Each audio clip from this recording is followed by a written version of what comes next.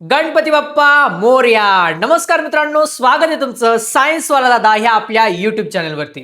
आज आपण बघणार आहोत classification of periodic table science 1 chapter number 2. Almost 6 to 7 मार्क्सचा वेटेज आहे. या व्हिडिओमधून मी तुम्हाला हँड रिटन नोट्स देणार आहे, ज्या इम्पॉर्टंट आहे, ज्या पेपरमध्ये विचारले जाणार आहे. गिव्ह रिझन ह्या चॅप्टर मधून गिव्ह रिझन विचारण्याच्या खूप जास्त शक्यता आहे, त्यामुळे गिव्ह रिझन सुद्धा मी इथे एक्सप्लेन केलेलं आहे. या हँड रिटन नोट्स, त्यानंतर ऑब्जेक्टिव्ह क्वेश्चन्स आणि डायग्राम बेस्ड क्वेश्चन, जर का सगळं स्टडी मटेरियल आपल्या टेलिग्राम चॅनलवरती फ्री ऑफ कॉस्ट अवेलेबल आहे. टेलिग्रामला जॉईन व्हा. आणि आज या व्हिडिओमध्ये मी तुम्हाला पूर्ण चॅप्टरचे एक छान रिव्हिजन करून देणार आहे, जेणेमुळे तुम्हाला सगळं इझी वाटायला लागेल. मजा करूया, एंटरटेनमेंट आणि फुल ऑफ स्टडी आपल्याला चॅप्टरमध्ये करायला भेटणार आहे. चला तर मग सुरुवात करूया आपल्या क्लासिफिकेशन ऑफ पिरियॉडिक टेबलला.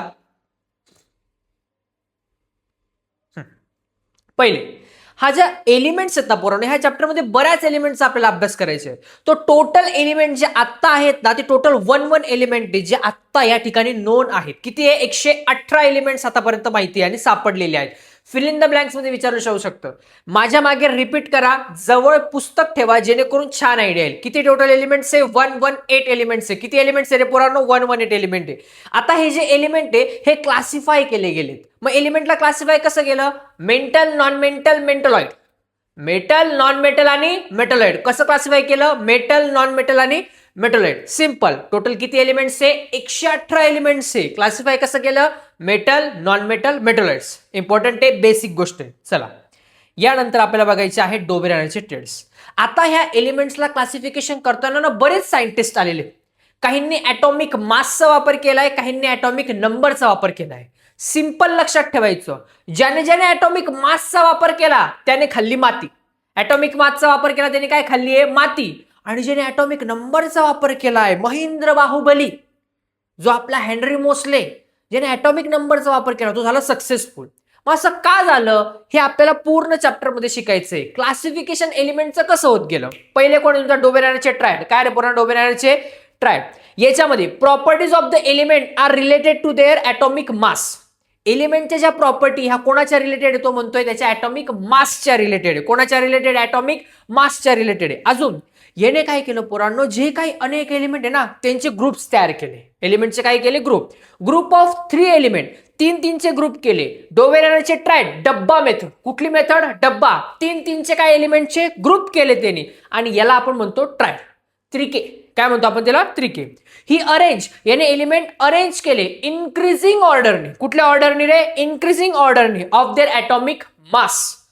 3 पॉइंट पार्ट झाले. सिंपल आहे पोरांनो, काही विशेष आहे का? पहिला काय म्हणतोय, जे काही एलिमेंट आहे ते रिलेटेड त्यांच्या ॲटॉमिक मासच्या. एलिमेंटचे काय केले? ग्रुप. कितीचे ग्रुप केले? 3-3चे. डब्बा मेथड आहे म्हणून त्याला काय म्हणतो? डोबेरानचे ट्रायड नाव पडलं. त्याने एलिमेंट अरेंज केले इन्क्रीजिंग ऑर्डरने. कोणाच्या? त्याच्या ॲटॉमिक मासच्या. सिंपल आहे. बघा आता त्याच्या खाली atomic mass of middle element. आता हा काय सांगतोय एक्झॅक्टली, म्हणायचं काय? जो ॲटॉमिक मास आहे एलिमेंटचा was approximately equal to the mean of atomic mass of other 2 element.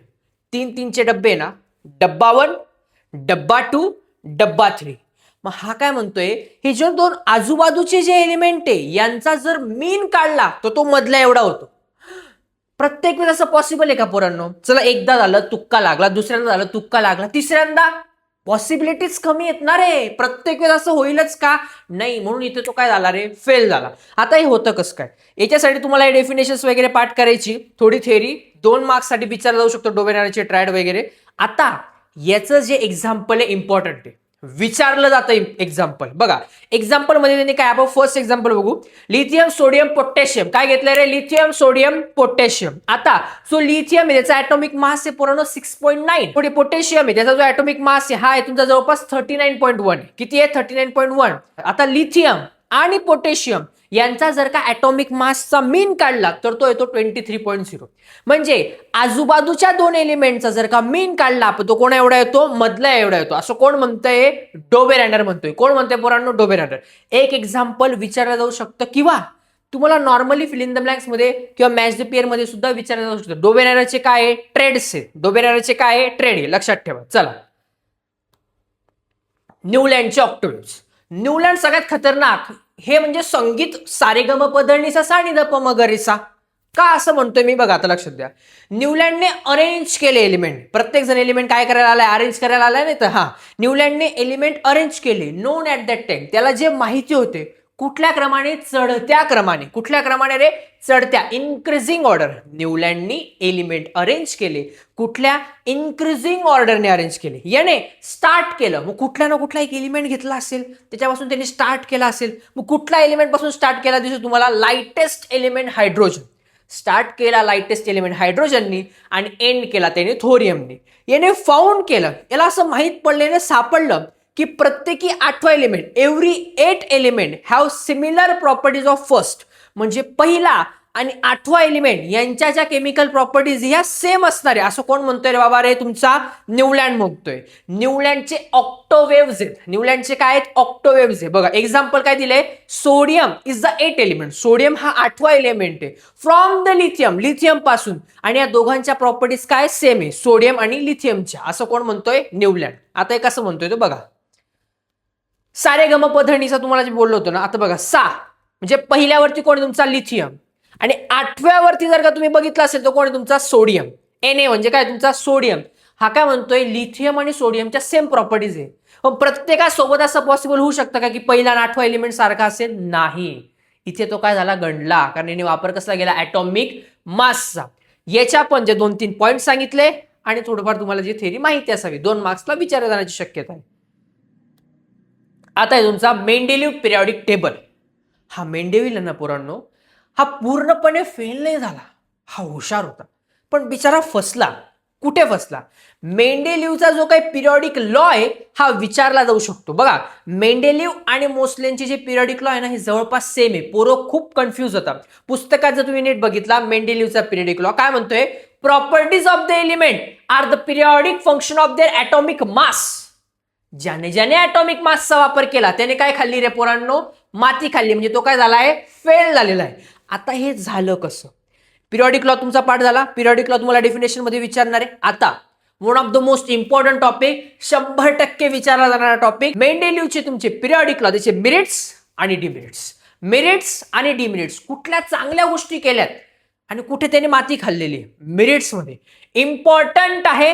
पोरं खूप म्हणजे दुर्लक्ष करता या टॉपिक कडे, विसरून जाता पोरं किंवा कंटाळा करता पाठ करायचा. पाठ करायची गरज नाही, व्हिडिओ बघा, एकदम इझी आणि मस्त सांगतो तुम्हाला. बघा पहिला मेरिट्स काय म्हणतोय, atomic mass of some element. काही एलिमेंटचे जे ॲटॉमिक मास आहे ना त्याने रिवाइज केले. जेव्हा त्याने परत बघितलं की अरे आपण ज्या एलिमेंटच्या ॲटॉमिक मासने वापर केला आहे ना, काही काही तो चुकले, कार्यक्रम पच्चीत झालेला आहे राव आपल्याकडून. चूक ऍक्सेप्ट करणं इम्पॉर्टंट आहे. ऍक्सेप्ट केलं त्यांनी, काय आपल्याकडून चूक तर झालेली. कस काय, ॲटॉमिक मास जो आहे बेरिलियमचा त्याने सांगितलंय 14.09, पण ऍक्च्युली तो करेक्ट काय होता 9.4. मग त्याने त्याला करेक्ट केलं. म्हणजे काय, जे काही एलिमेंट अरेंज केले ते रिवाइज केले, परत अभ्यास केला आणि जे चुकीचे होते त्यांना करेक्ट केलं. चुकीचे होते त्यांना करेक्ट केलं. हा तुमचा पहिला पॉईंट लक्षात आलाय. इझी आहे. आत्ताच वाचा आणि पाठ करा पोरांनो, नाही तर रट्टा मारा येणारे पेपरला. चला सेकंड आहे, मेंडेलिव्हने काही व्हॅकंट प्लेसेस ठेवल्या, रिकाम्या जागा ठेवल्या पिरियॉडिक टेबलमध्ये, जे काही भविष्यात काही एलिमेंट येणार आहे त्यांच्यासाठी. बघा दूरदृष्टी. मेंडेलिव्ह साधा सुद्धा माणूस नव्हता. भविष्यात काय होऊ शकतं याच्यासाठी अगोदरच योजना करून ठेवली त्याने की भविष्यात असे एलिमेंट येऊ शकता. त्याच्यासाठी रिकामी जागा ठेवली. रिकामी जागा आपल्या हृदयात ठेवणं कोणातरीसाठी मोठी गोष्ट आहे. आता हा काय म्हणतो बघा, जे काही एलिमेंट आहे ना, जे आता तर आलेले नाही पण भविष्यात येऊ शकता, मग काही ना काही त्याने नावं देऊन ठेवले. मग काय नावं दिले त्याने, अननोन एलिमेंटला नावं दिले. इका बोरॉन, इका अल्युमिनियम, इका सिलिकॉन. काय नाव दिले, इका बोरॉन, इका अल्युमिनियम, इका सिलिकॉन. काय नावं दिले, इका बोरॉन, इका अल्युमिनियम, इका सिलिकॉन. मी जे बोलतोय माझ्या मागे जर तुम्ही रिपीट केलं तर लक्षात राहील. नुसतं ऐकलं ना पोरांनो तर लक्षात राहणार नाही. चला, ॲटॉमिक मास काय इंडिकेट करतं, जे काय ॲटॉमिक मास आहेत ना हे जे इंडिकेट करतात 44, 68, 72. म्हणजे जो इका बोरॉन आहे ना त्याचा ॲटॉमिक मास 44, जो इका अल्युमिनियम आहे त्याचा 68 आणि इका सिलिकॉन याचा 72. आणि नंतर ज्यावेळेस हे एलिमेंट डिस्कवर झाले, भविष्यात हे एलिमेंट लावले, मग त्यांना तिथे ऍड करण्यात आलं. मग कोणकोणते, स्कँडियम, गॅलियम, जर्मिनियम. कोणकोणते, स्कँडियम, गॅलियम, जर्मिनियम. कोणकोणते, स्कँडियम, गॅलियम, जर्मिनियम. पाठ दुसरा पॉईंट काय सांगतो, भविष्यामध्ये जे एलिमेंट येणार होते त्याला अगोदरच आतापासून व्हॅकंट प्लेसेस ठेवल्या. कोणी, मेंडेलिव्हने ठेवल्या. आता मेंडेलिव्ह ज्यावेळेस पिरियॉडिक टेबल बनवत होता ना, त्यावेळेस तिने गोष्ट ऑब्झर्व केली की ना आपल्याकडे काही प्लेस, नोबेल गॅसला आहे ना कुठली प्लेसच नाही बाबा रे, नोबेल गॅसला पण प्लेस पाहिजे ना पिरियॉडिक टेबलमध्ये. मग त्याने विचार केला, आता परत एकदा पिरियॉडिक टेबल बिघडवण्याचं काही कारण आहे का? नाही. मग त्याने पिरियॉडिक टेबलमध्ये एक स्पेशल कॉलम तयार केला ज्याच्यात नोबेल गॅस ऍड केले. कोणकोणते? Helium, neon, argon. कोणकोणते? Helium, neon, argon. ज्याच्यासाठी त्याने झिरो ग्रुप असं नाव दिलं. काय नाव दिलं? झिरो ग्रुप, म्हणजेच नोबेल गॅस. समजले? तिघी पण एकदम बाय हार्ट पाठ झाले पोरांनो. चला, डिमेरिट्स ऑफ मेंडेलिव्ह. कोणते? आता डिमेरिट्स त्याचे बघायचे. कुठल्या कुठल्या त्यांनी चुका केल्या, माती खाल्लेली. ॲटॉमिक मास जो आहे कोबाल्ट आणि निकेलचा सेम आहे. जर कोबाल्ट आणि निकेल यांचा ॲटॉमिक मास सेम असेल तर एकाच ठिकाणी यायला पाहिजे होते ना. मग मेंडेलिव्हला प्रश्न पडला, आता टाकायचं तर कुठं टाकायचं? भलेही मनातून इच्छा आहे की आपल्याला त्याला अरेंज करायचंय, पण जागा पाहिजे ना. जागा नाही. मेंडेलिव्ह इथे चुकला. कुठे रे? ज्यांचं ॲटॉमिक मास सेम आहे कोबाल्ट आणि निकेलचं, त्यांना ऍड कुठे करायचं? दुसरं, आयसोटोप्स. आयसोटोप्स म्हणजे काय? Same chemical properties but different atomic mass.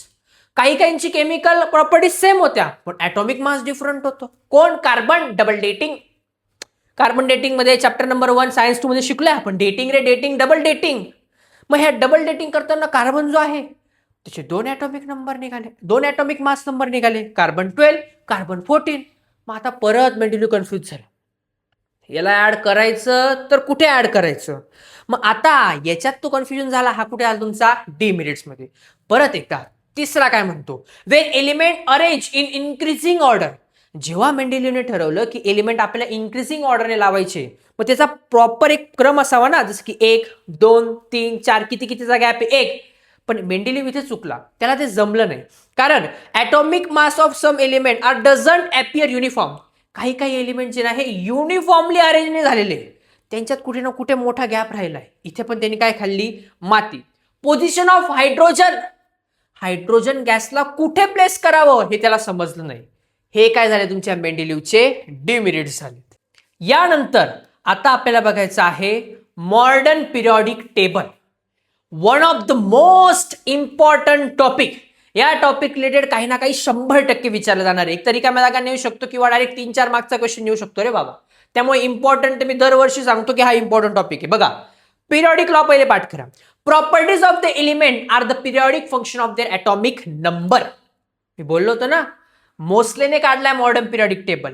मेंडेलिव्हचा तो तिकडे आहे. मग आता मेंडेलिव्ह पिरियॉडिक टेबल मध्ये काय वापर केला? Atomic mass. याने काय वापर केला? Atomic number. ज्याने ॲटॉमिक नंबरचा वापर केला तो झाला सक्सेसफुल. मग आपला हा जो मोस्ले सक्सेसफुल झाला. मग आता मोस्लेने मॉडर्न पिरियॉडिक टेबल कसा बनवलाय? तुमच्याकडे बघा तो टेबल आहे मोठा, मॉडर्न पिरियॉडिक टेबल. एकदम इझी टेबल आहे, तुम्हाला माहिती पडलं असेल कसा पाठ करायचा, त्याच्यामुळे मी आता सिंपल गोष्टींकडे जाणार नाही. असो, आता हा एलिमेंट, हे जे काही एलिमेंट्स आहेत त्या मॉडर्न पिरियॉडिक टेबल मध्ये त्यांनी अरेंज कसे केलेले, तर त्यांनी कसे केले? टोटल 118 एलिमेंट होते मॉडर्न पिरियॉडिक टेबल मध्ये, पण तेवढे 118 एलिमेंट आहे. किती element? 118. Modern periodic table total किती elements? 118, 118. In modern periodic table 7 horizontal rows, म्हणजे आडव्या काय ओळी, अशा आडव्या काय रोज आहेत. त्या रोजला आहे, जे काही रोज आहे त्याला म्हणतात पिरियड्स. 1 to 7. 1 to 7 काय म्हणतो तुम्ही? पिरियड्स.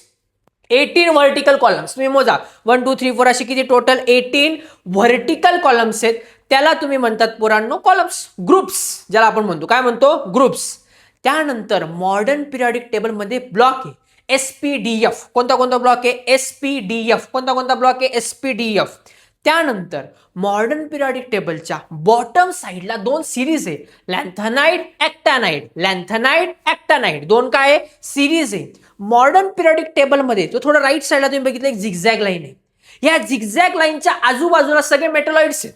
काय आहे? मेटलॉइड्स. झिगझॅग लाईनच्या लेफ्ट साइडला सगळे मेटल आहे, झिगझॅग लाईनच्या राईट साइडला सगळे नॉन मेटल आहे.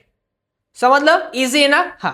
आता सगळे एकदम पाठ झाले. टोटल एलिमेंट किती रे? 118 एलिमेंट्स आहे टोटल मॉडर्न पिरियॉडिक टेबल मध्ये. मॉडर्न पिरियॉडिक टेबल मध्ये जे काही 7 या हॉरिझॉन्टल रोज आहेत, 18 जे आहेत व्हर्टिकल कॉलम्स आहे ज्यांना ग्रुप्स म्हणता. मॉडर्न पिरियॉडिक टेबल मध्ये टोटल 4 ब्लॉक आहे एसपीडीएफ. एसपीडीएफ जे ब्लॉक आहे, मॉडर्न पिरियडिक टेबलच्या बॉटम साईडला 2 सिरीज आहे, लॅन्थनाइट, ॲक्टिनाइट. मॉडर्न पिरियडिक टेबल मध्ये झिगझॅग लाईनच्या लेफ्ट साईडला मेंटल आहे, झिगझॅग लाईनच्या राईट साईडला नॉन मेंटल आहे, झिगझॅग लाईनच्या आजूबाजूला मेंटलॉइड आहे. मेटल, नॉन मेटल, मेटलॉइड्स हे जेवढे पण पॉइंट्स आहे हे आहेत आपल्या मॉडर्न पिरियडिक टेबल मध्ये. इझी आहे, एकदम इझी आहे पोरांनो. चला पुढे, हा आहे तुमचा modern periodic table. Modern periodic table मध्ये बरेच क्वेश्चन विचारण्यासारखे आहेत. मग दादा आता क्वेश्चन कोणते कोणते विचारणार आहे? पोरांनो, मॉडर्न पिरियडिक टेबल कदाचित तुम्हाला दिलेला असेल आणि या पिरियडिक टेबलवरती तुम्हाला काहींचा ॲटॉमिक नंबर विचारतील, इलेक्ट्रॉनिक कन्फिगरेशन ड्रॉ करून दाखवण्यासारखे क्वेश्चन विचारतील. आता बघा, जो फर्स्ट आहे एस ब्लॉक आहे त्याच्यात जो पहिला रो आहे ना, पहिला अल्कली मेटल, जे दुसरा जो तुमचा आहे ना आपला कॉलम तो आहे तुमचा अल्कली अर्थ मेटल आहे. जो डी ब्लॉक आहे पूर्ण, हा याला म्हणायचं पोरांनो तुम्ही ट्रान्झिशन एलिमेंट. जो सगळ्यात लास्टला आहे पोरांनो तो नोबेल गॅस आहे आणि त्याच्या बाजूला जो आहे हा तुमचा हॅलोजन ग्रुप. लक्षात आलेलं आहे? इझी आहे, लक्षात राहील. लास्टला बॉटमला काय लॅन्थनाइट आणि ॲक्टिनाइटच्या सिरीज आहे. मॉडर्न पिरियडिक टेबल हा पार्ट झाला पाहिजे. हमारे लिए ना करो रब से फरियाद, बेटा मागे car scooter bike railway, Kashi गए संत प्रभु, ये मोहब्बत नहीं जिंदगी है तुम्हारी, रोग रोग कर पुकारेगी आज चांदनी. बरेच शॉर्ट की माहिती आहे ना तुम्हाला, त्यामुळे इथे सांगायची गरज आहे का ते नाही. फक्त आणि फक्त आयएमपी टॉपिक्स आपण बघणार आहे याच्यामध्ये. चला आता इम्पॉर्टंट क्वेश्चन्स जो पेपरमध्ये विचारला जाणार आहे, मेटॅलिक आणि नॉन मेटॅलिक कॅरेक्टर. कोणते कॅरेक्टर? मेटॅलिक आणि नॉन मेटॅलिक कॅरेक्टर. 3 पॉइंट्स मी ते सांगतोय, लक्षात ठेवायचे. हे पॉइंट्स विचारला जाऊ शकतो तुम्हाला गिव्ह रिझन्स मध्ये. बघा आता हा जो मॉडर्न पिरियडिक टेबल आहे कसा अरेंज केलाय? इन्क्रीजिंग ऑर्डरने अरेंज केलाय, हे तर आपल्याला समजलंय. बघा आता सगळ्यात आपण लेफ्ट टू राईट कडे जाताना मेटॅलिक आणि नॉन मेटॅलिक कॅरेक्टरचं होतं काय ते आपल्याला बघायचं. आता लेफ्ट टू राईट कडे जाताना decreasing the atomic radius. Atomic radius काय होत जातो? डिक्रीज होत जातो. कधी? लेफ्ट कडून राईट कडे जाताना. इन्क्रीज होते इलेक्ट्रोनिगेटिव्हिटी आणि नॉन मेटॅलिक कॅरेक्टर. लेफ्ट कडून राईट कडे जाताना ॲटॉमिक रेडियस हा डिक्रीज होतो. इन्क्रीज होते इलेक्ट्रोनिगेटिव्हिटी आणि नॉन मेटॅलिक कॅरेक्टर. डिक्रीज होतो इलेक्ट्रोपॉझिटिव्हिटी आणि मेटॅलिक कॅरेक्टर. 3 गोष्टी बाय हार्ट पाठ करा. त्यानंतर डाऊन द ग्रुप, वरून खाली येताना. कुठून? वरून खाली येताना काय होतं? Increase in atomic radius. Atomic radius काय होतो? वाढत जातो. Decreasing electronegativity and non metallic character. Increasing electropositivity and metallic character. लक्षात राहील, या गोष्टी लक्षात ठेवाव्या लागतील. आता हे असं का होतं? जर इलेक्ट्रॉनिक कन्फिगरेशन नीट छान जमत असेल ना पोरांनो, त्या गोष्टी तुम्हाला नीट समजतील. का होतं? ऑब्व्हियसली ज्यावेळेस आजूबाजूचा जो व्हॅलेन्स इलेक्ट्रॉन आहे, शेवटच्या ऑर्बिटमध्ये जो इलेक्ट्रॉन असणार आहे, ते जर का जास्त मोठ्या शेल असतील तर ऑब्व्हियस आहे कमी होत जातील. अशा गोष्टी त्याच्यात होतात, जे पुढे मी तुम्हाला व्हॅलेन्स इलेक्ट्रॉन बद्दल सांगायचा प्रयत्न करतो. 1 शॉट आहे आपल्याकडे हे लेक्चर, त्याच्यामुळे या गोष्टी ज्या सांगते ना इम्पॉर्टंट आहे, बाय हार्ट पाठ करून घ्यायचं. चला, व्हॅलेन्स इलेक्ट्रॉन. कोणता electron? Valence electron. The number of electron present in outermost shell. जेवढे इलेक्ट्रॉन आउटरमोस्ट शेल मध्ये प्रेझेंट आहे त्याला म्हणायचं व्हॅलेन्सी. कोणते इलेक्ट्रॉन म्हणायचं त्याला? व्हॅलेन्सी. रिकाम टेकडे बाहेरच्या ऑर्बिटमध्ये ते सगळे, त्याला काय म्हणायचं? Valence electron. आता जे याच्या पुढचे काही टॉपिक जे क्वेश्चन सांगतोय पेपरला येणार, 100% येणार. गिव्ह द रिझन्स मध्ये येण्याचे बरेच चान्सेस आहे. बऱ्याच वर्षी विचारला जातो. चॅप्टर नंबर 2 मधला एक तरी गिव्ह रिझन येण्याची खूप शक्यता आहे. चला, element belonging to the same group have same valency. एकच जो ग्रुप आहे त्याच्यामधले सेम व्हॅलेन्सी का असते असं त्यांनी म्हटले. The valency of element determined by the number of valence electron. Valency म्हणजे काय? जेवढ्या नंबर ऑफ व्हॅलेन्स इलेक्ट्रॉन असतील तेवढे काय झाले? व्हॅलेन्सी. आता जो काही इलेक्ट्रॉनिक कन्फिगरेशन आहे, फॉर एक्झाम्पल सोडियम पकडू. सोडियम हा एक एलिमेंट आहे, त्याचं इलेक्ट्रॉनिक कन्फिगरेशन कसं आहे? 2 पहिल्या ऑर्बिटमध्ये येतील, दुसऱ्या ऑर्बिटमध्ये 8 इलेक्ट्रॉन येतील. 8 आणि 2 किती झाले? 10. शेवटच्या ऑर्बिटमध्ये किती? 1. शेवटच्या ऑर्बिटमध्ये जेवढा 1 इलेक्ट्रॉन येते त्याची काय झाली? व्हॅलेन्सी झाली. असो, परत एकदा बघतो. व्हॅलेन्सी ही डिटरमाइन करते बाय द नंबर ऑफ, किती नंबर ऑफ व्हॅलेन्स इलेक्ट्रॉन आहे आउटरमोस्ट शेलमध्ये, ती काय झाली तुमची? Valency. The element in the group, जे काही ग्रुप मधले एलिमेंट आहे having same number of valence electron, त्यांच्याकडे जे काही आउटरमोस्ट शेलमध्ये इलेक्ट्रॉन आहे ते कसे आहे? सेम आहे. देअरफॉर म्हणून element in the same group should have a same valency. जर त्यांच्या आउटर मोस्ट शेल मध्ये सेम इलेक्ट्रॉन असतील तर ऑब्व्हियसली त्यांची व्हॅलेन्सी पण कशी असणार आहे, सेम असणार आहे. फॉर एक्झाम्पल, जो तुमचा ग्रुप 1 आहे, पहिला ग्रुप आहे पोरांनो अल्कली मेटलचा, त्याची व्हॅलेन्स इलेक्ट्रॉन किती, 1 आहे. इलेक्ट्रॉनिक कॉन्फिगरेशन ड्रॉ करून बघा प्रत्येकाच्या आउटर मोस्ट शेल मध्ये किती येत असतील, एकच येत असतील. आणि एलिमेंट जो तुमचा ग्रुप जो आहे दुसरा, त्याच्यामध्ये जे व्हॅलेन्स इलेक्ट्रॉन 2 आहे, म्हणजे त्याच्या आउटर मोस्ट शेल मध्ये किती इलेक्ट्रॉन असतील, 2. इझी आहे, समजले पोरांनो, मस्त आहे. क्वेश्चन येणार आहे, इम्पॉर्टंट क्वेश्चन आहे. यानंतर atomic radius goes on decreasing left to right periodic table. पोरांना माहिती हा प्रश्न येणार आहे, तरी सुद्धा बऱ्याच जणांना हा क्वेश्चन अंडरस्टँडच होत नाही. पोरं रट्टा मारता. अरे काय गरज आहे रट्टा मारायची, सिंपल आहे एकदम, चुटकी भरता क्वेश्चन आहे. बघा काय म्हणतोय, व्हाईल गोईंग, जेव्हा आपण लेफ्ट टू राईट कडे जातो मॉडर्न पिरियॉडिक टेबलमध्ये, ॲटॉमिक नंबर हा वाढत जातो 1 by 1. मी जे सांगतोय नीट काळजीपूर्वक ऐका पोरांनो. जेव्हा आपण मॉडर्न पिरियॉडिक टेबलमध्ये लेफ्ट कडून राईट कडे जातो, जेव्हा ॲटॉमिक नंबर काय होतो, एक एकने वाढत जातो. म्हणजे पॉझिटिव्ह चार्ज जो आहे न्यूक्लियस मधला हा एक एक युनिटने वाढत जातो. इलेक्ट्रॉन एक एक वाढत जातो, न्यूक्लियसमध्ये पॉझिटिव्ह चार्ज पण वाढत जातो. हाऊएव्हर जेव्हा ऍडिशनल इलेक्ट्रॉन हा ऍड होतो, तो त्याच्या सेम आउटरमोस्ट शेलमध्ये ऍड होतो. जो काही इलेक्ट्रॉन ऍड होतो त्याच्या आउटरमोस्ट शेलमध्ये सेम जे आउटरमोस्ट शेल आहे त्याच्यातच ऍड होतो, नवीन आउटरमोस्ट शेल येत नाही. तिसरं, due to the increase nuclear charge, electron वाढताय, पॉझिटिव्ह चार्ज पण वाढतोय. Number of electron is equal to number of proton. Proton न्यूक्लियसच्या मध्ये, इलेक्ट्रॉन त्याच्या आउटरमोस्ट शेलमध्ये. मग जेवढे इलेक्ट्रॉन वाढताय तेवढे प्रोटॉन वाढताय, म्हणजे पॉझिटिव्ह चार्ज पण काय वाढतोय. मग इलेक्ट्रॉन आर पुल टुवर्ड्स, इलेक्ट्रॉन हे पुल होता कुठे, न्यूक्लियसकडे. इलेक्ट्रॉन कुठे पुल होता, न्यूक्लियसकडे. आणि न्यूक्लियसकडे जर काही पुल होत आहे तर ऑब्व्हियस ॲटॉमिक साईज डिक्रीज. म्हणजे काय, प्रोटॉन हा इलेक्ट्रॉनला अट्रॅक्ट करतो. जिथे जिथे अट्रॅक्शन येणार तिथे तिथे डिस्ट्रॅक्शन येणार बबडी. म्हणून सांगतो, कुठल्या गोष्टींकडे अट्रॅक्ट व्हाल ते जरा विचार करा. हेन्स ॲटॉमिक रेडियस हा डिक्रीज होत राहतो लेफ्ट कडून राईट कडे जाताना. सिंपल आहे, समजलंय पोरांनो. जर का बाहेरच्या शेलमध्ये इलेक्ट्रॉन वाढत जातील, प्रोटॉन वाढत जातील, प्रोटॉन वाढत जातील, प्रोटॉनवर पॉझिटिव्ह चार्ज येईल, प्रोटॉनवर पॉझिटिव्ह चार्ज आलेला म्हणजे इलेक्ट्रॉन त्याच्याकडे अट्रॅक्ट होतील. सिंपल आहे, समजलाय. इम्पॉर्टंट क्वेश्चन आहे. मला वाटत ते तर रट्टा मारायची गरज पाहिजे. व्हिडिओ पण वाटलं तर रिपीट करा, पण आत्ताच करा पोरांनो. आता atomic radius goes on decreasing down the group. Atomic radius हा इन्क्रीज होत जातो खाली जाताना, म्हणजे वरून खाली जाताना वाढत जातो. ॲटॉमिक रेडियस म्हणतोय मी. ॲज वी मूव्ह, जेव्हा आपण जातो group of the periodic table, तेव्हा म्हणजे आपण जेव्हा मूव्ह होतो पिरियॉडिक टेबलमध्ये, तेव्हा न्यू शेल ऍड होत जाते प्रत्येक स्टेपमध्ये.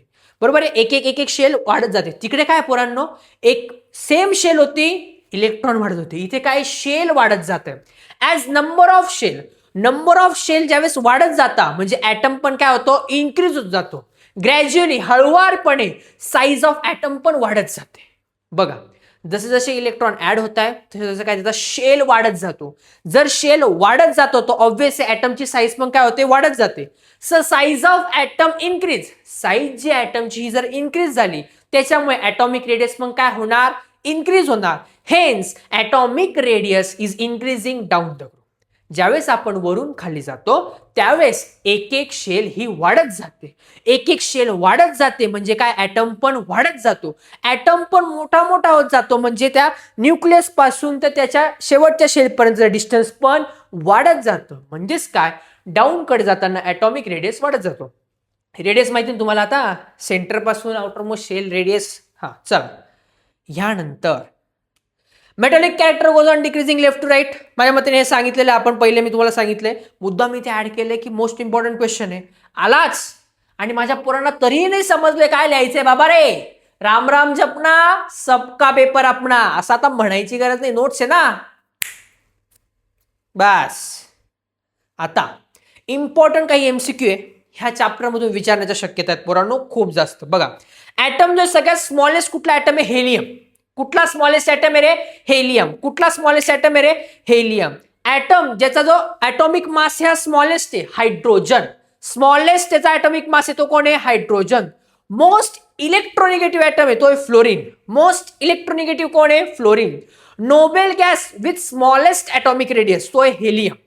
Nobel gas with smallest atomic radius तुमचा helium. Most reactive non element कोण आहे? Fluorine. Most reactive non element कोण आहे? नॉन मेटल कोण तुमचा? फ्लोरीन. लक्षात राहील. ह्या सगळ्या नोट्स ऑलरेडी प्रोव्हाइड आहे, फक्त वाचायचे आणि पेपराला जायचे. बघा याच्या अगोदर काय झालं आता ते विचार करत बसू नका, पण याच्या नंतर काय मेहनतीने आपल्याला अभ्यास करता येईल ना त्याचा तुम्हाला आता विचार करायचा. आयत्या नोट्स सगळं भेटणारे पोरांनो, काय कमी आता आपल्याला. चला आता हे जे काही क्वेश्चन्स हे परत एकदा एमसीक्यू मध्ये विचारले जाऊ शकतात. कोणता?